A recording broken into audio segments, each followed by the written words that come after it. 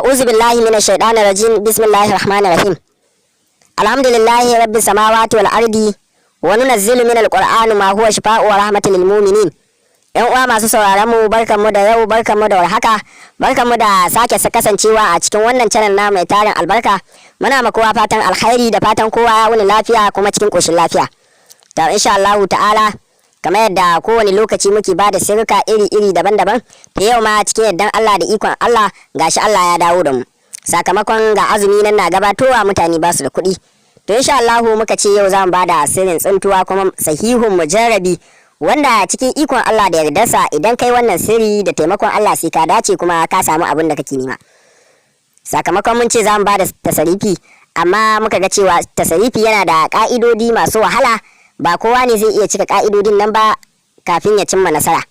To shine muka ce ya dace mu bada wannan sirri na tsintuwa kuma da yardan Allah cikin wa'annan satuka kafin a fara wa'azi, kafin a fara azumi.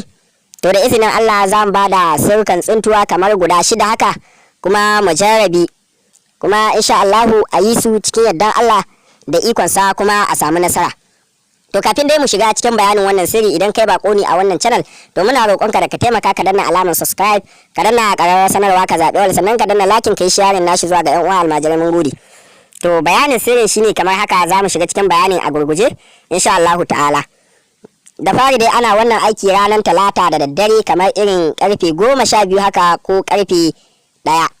To bayan gabatar da miftahul amal an yi salful amma ka yi tsarkake jikinka, to kafin dare yayi ana so ka samu abu kai sadaka. Idan kai sadaka sai ka zo ka fara wannan aiki kamar haka.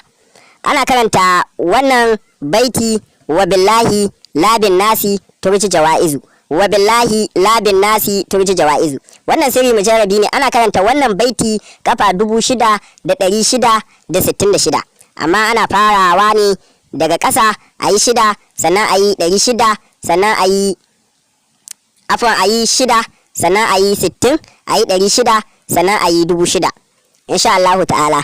Idan ka kammala, in safiya ta waye kafin ka fita ka dan zagaya, sai ka dan samu wani abu kai sadaka.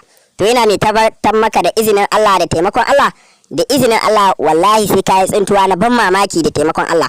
Wannan sirri mujarrabi ne, yan uwa ma sun san wannan sirri. Wannan baiti ana amfani da shi ta sirga da yawa, amma kuma yau mun ba da shi akan tsintuwa ne da izinin Allah. Wannan sirri mujarrabi ne, yan uwa sai a dage a jarraba.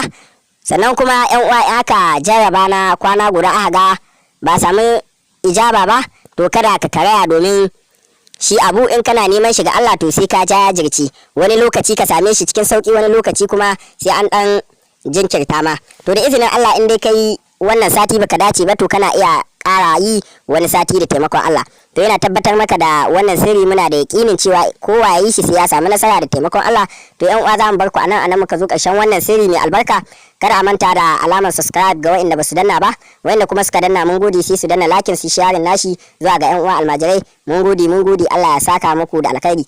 Nan kuma yan uwa wani ƙarin bayani, kuma mun buɗe wani gida a TikTok wanda muke dan saka littattafai domin samun sauki wa yan uwa waɗanda ba su san inda za su samu littattafai ba. Muke dan sakawa PDF haka, wanda ke bukata sai yi magana, sai a faɗa mashi kuɗin littafin, sai ya tura, sai a tura mashi da littafin da izinin Allah. To yan uwa kun ji sanarwar da muke da ita a cikin wannan gida. To Allah dai ya datar da mu, ya bamu nasara akan dukkanin lamarin mu, bijahi sayyidina wa maulana Muhammadu Rasulullah sallallahu alaihi wasallam. Yan uwa za mu bar ku anan, sai Allah ya ƙara haɗa mu a wani sabon bidiyo mai albarka. Ma'assalam.